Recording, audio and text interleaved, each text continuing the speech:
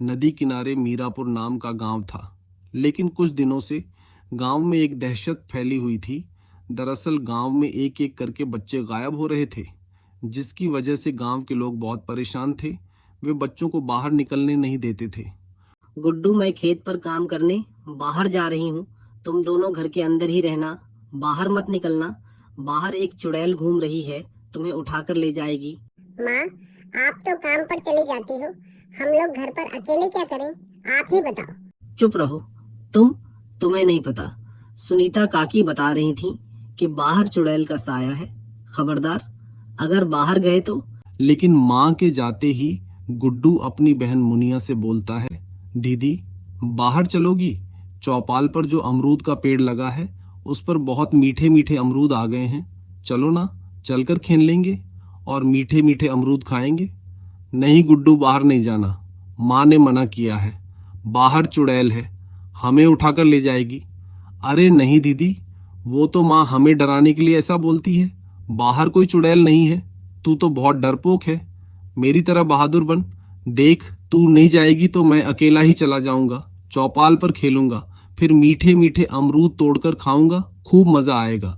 मैं नहीं इस तरह घर में बंद रहूंगा। मैं तो बाहर खेलने जाऊंगा। तुझे चलना है तो चल, वरना मैं तो जा रहा हूँ। नहीं गुड्डू, मत जाओ, माँ ने मना। इस तरह मुनिया की बात भी गुड्डू नहीं सुनता। गुड्डू घर से बाहर निकलता है।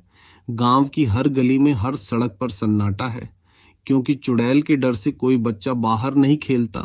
पर गुड्डू ध्यान नहीं देता। वो तो अपनी मस्ती में चलता जाता है और अमरूद के पेड़ के पास पहुंच जाता है। अरे वाह, कितने सारे मीठे मीठे अमरूद! तभी उसकी नज़र पेड़ के पीछे से आ रही परछाई पर पड़ती है। उसे लगता है यहाँ पर कोई है। अरे मुझे तो लगा था यहाँ कोई नहीं होगा, पर यहाँ तो कोई है। कौन हो तुम? बाहर आओ। क्या तुम भी मेरी तरह खेलने आई हो? तभी पेड़ के पीछे से एक चुड़ैल निकलकर बाहर आती है। गुड्डू को लगा था कि पेड़ के पीछे कोई बच्चा है, पर यह तो चुड़ैल थी, जिसे देखकर गुड्डू बहुत डर जाता है। अरे, मुझे तो लगा यहाँ कोई बच्चा है जिसके साथ मैं खेलूंगा, पर तुम तो चुड़ैल जैसी हो। क्या तुम ही वो चुड़ैल हो जो बच्चों को उठाकर ले जाती है? हाँ हाँ हाँ हाँ हाँ। मैं ही वो चुड़ैल, पर तुम घबराओ नहीं, मैं तुम्हारे साथ खेलूंगी भी। और तुम्हें मेरे साथ बहुत मजा आने वाला है, क्योंकि मैं तुम्हें बहुत सारी खाने की चीज भी दूंगी। अच्छा, तो क्या तुम बुरी चुड़ैल नहीं हो? नहीं, बिल्कुल नहीं। आओ चलो मेरे साथ, घबराओ नहीं। तुम्हारी तरह मेरे और भी बहुत सारे दोस्त हैं। चलो तुम्हें मिलवाती हूँ। हम सब साथ में खेलेंगे, अच्छी अच्छी चीजें खाएंगे और बहुत मजे करेंगे। आओ चलो मेरे साथ, मैं तुम्हें बहुत सारे अमरूद खिलाऊंगी। बहुत सारी अच्छी अच्छी चीजें खाने के नाम से गुड्डू खुश हो जाता है और लालच में आ जाता है। हाँ, क्यों नहीं, मैं भी तुम्हारे साथ चलता हूँ ना। चुड़ैल गुड्डू को अपने साथ पेड़ के अंदर ले जाती है, जहां चुड़ैल ने अपनी अलग ही दुनिया बसा रखी थी। वहां पर गुड्डू की तरह ही और भी छोटे छोटे बच्चे थे। कुछ खेल रहे थे, कुछ रो रहे थे। हाँ, ये वही बच्चे थे जो गांव से गायब हो गए थे। कुछ देर खेलने और खाने के बाद गुड्डू को अपने घर की याद आती है। तब वो चुड़ैल से कहता है, देखो, अब मैंने बहुत खेल लिया। मुझे लगता है कि अब मुझे घर जाना चाहिए। घर पर मेरी माँ और मेरी बहन मेरा इंतज़ार कर रही होंगी। वो परेशान हो जाएंगी। मुझे यहाँ से बाहर लेकर चलो। हाँ हाँ हाँ हाँ, तुम्हें क्या लगता है, क्या तुम यहाँ से बाहर जा पाओगे? यहाँ जो भी बच्चा आता है वो यहाँ से वापस नहीं जाता। देखो, तुम्हारी तरह और भी बच्चे यहाँ पर हैं। गुड्डू चारों तरफ देखता है। तब उसे समझ आता है कि बच्चे रो क्यों रहे हैं। वो सब घर जाना चाहते हैं। देखो, तुमने कहा था कि तुम बुरी चुड़ैल नहीं हो, फिर तुमने हम सबको यहाँ बंद करके क्यों रखा है? यहाँ पर मैं बच्चों के साथ खेलती हूँ, अब तुम्हें यहाँ पर ही रहना पड़ेगा। नहीं नहीं, ऐसा मत कहो। मुझे घर जाना है। माँ भी घर पर आ गई होगी। काश मैंने माँ की बात मान ली होती। उधर गुड्डू की माँ घर वापस आ जाती है। मुनिया, आज तुम लोगों ने खाना नहीं खाया क्या? सारा खाना वैसा ही रखा है। हाँ माँ, आज हमें भूख नहीं लगी। मुनिया, गुड्डू कहाँ है? गुड्डू, वो माँ पड़ोस में श्याम से मिलने गया है। बस आता ही होगा। हे भगवान, इसको कितनी बार मना किया है कि बाहर मत जाया करो। चलो मैं जाकर लेकर आती हूँ। अरे माँ रुको, आप तो वैसे ही थकी हुई हो।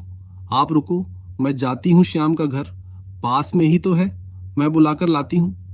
ऐसा कहकर मुनिया चली जाती है। हे भगवान, अब मैं गुड्डू को कहाँ ढूंढूं? उसने कहा था अमरूद के पेड़ के पास खेलने जा रहा हूँ, चलो वहीं देखती हूँ।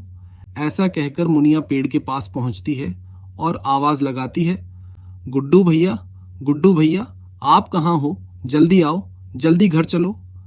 मुनिया की आवाज गुड्डू के कानों तक पहुंच गई, लेकिन गुड्डू पेड़ से बाहर नहीं निकल पा रहा था। देखो, मेरी बहन मुझे लेने आई है, मुझे जाने दो घर पर, मेरी माँ बहुत परेशान हो रही होगी। ही, तू चिंता क्यों करता है? तू अपनी बहन से बहुत प्यार करता है, तो तेरी बहन को भी यहीं ले आती हूँ। दोनों भाई बहन मेरे साथ खेलना बहुत मजा आएगा। फिर चुड़ैल मुनिया के पास जाती है और खेलने के बहाने से उसे भी पेड़ के अंदर ले आती है। भैया, आप यहाँ पर ही हो, ये कैसी जगह है? मुनिया, तू यहाँ क्यों आई? तुझे यहाँ नहीं आना चाहिए था।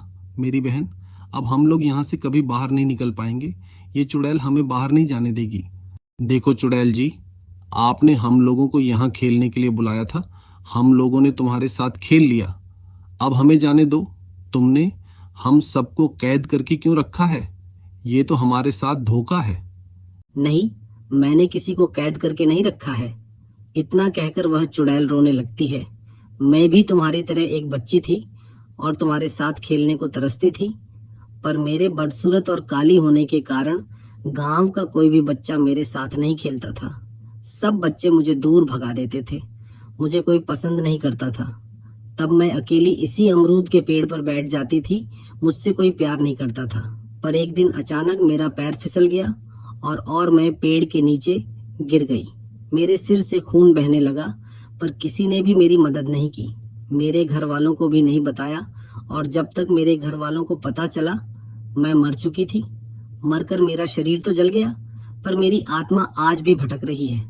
अब मुझे गांव के बच्चों के साथ खेलना ही पसंद है। अब यही मेरी दुनिया है। तुम्हारे साथ जो हुआ बहुत बुरा हुआ, पर अब जो तुम कर रही हो वो भी गलत है।